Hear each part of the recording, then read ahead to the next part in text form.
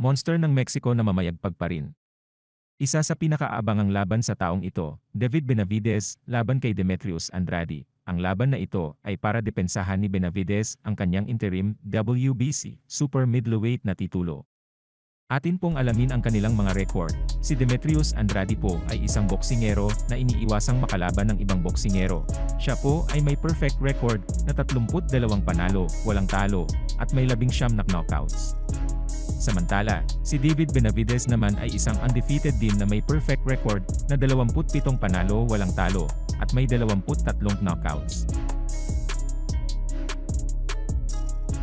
Sa unang round, sa round na ito ay nagpakitang gilas kaagad si Andrade at inatake ang katawan ni Benavidez. Samantala, si Benavidez naman ay parang nakiramdam muna kay Andrade at paminsan-minsan lang bumitaw ng kanyang mga suntok. We'll see if he gets near that percentage. Just over 5. Pagdating sa ikalawang round, mas lalong tumindi ang atake ni Andrade at nagpakawala ng kanyang mabibilis na mga kombinasyon. Si Benavidez naman ay nananatiling kalmado at dumidepensa lamang sa bawat atake ni Andrade. Andrade, the fast speed for right there where Benavidez feels that he has. Benavidez not used to seeing fighters. Benavidez trying to get that out of get him not than where he is right now because that's the distance that incident. Benavidez grandma is taking 3 or 4 rounds to really get. Sa pagbukas ng ikatlong round, ganun pa rin ang estilo ni Andrade, ang pagiging agresibo at walang humpay ang pagpapakawala ng kanyang mga suntok. Alam kasi ni Andrade na sadyang mabagal itong si Benavidez sa mga unang round.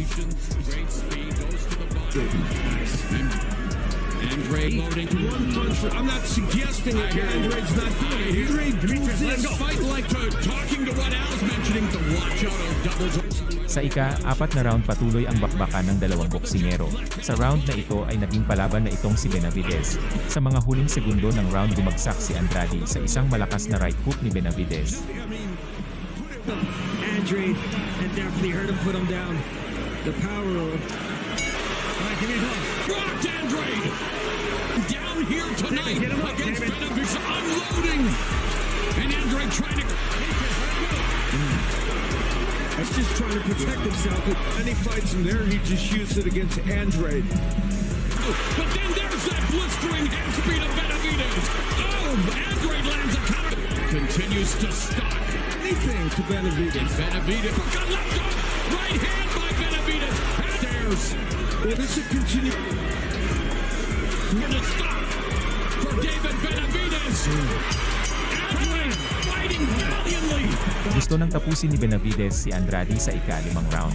Subalit palaban pa rin si Andrade na halatang di pa nakarecover sa kanyang pagkabagsak sa nakaraang round. And you're in trouble. And every punch trying, but nothing with anything on it.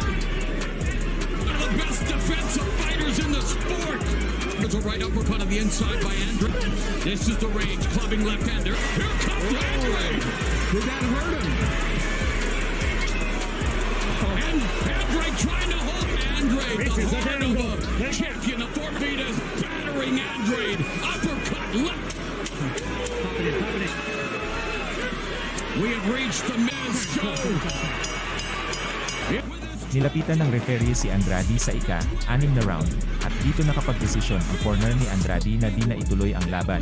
Nakikita kasi ng kanyang trainer na tila labis nasaktan si Andrade sa kanyang pagkabagsak sa ika-4 na round. Panalo si David Benavidez sa pamamagitan ng technical knockout. Salamat sa panonood at huwag kalimutang mag-like at subscribe.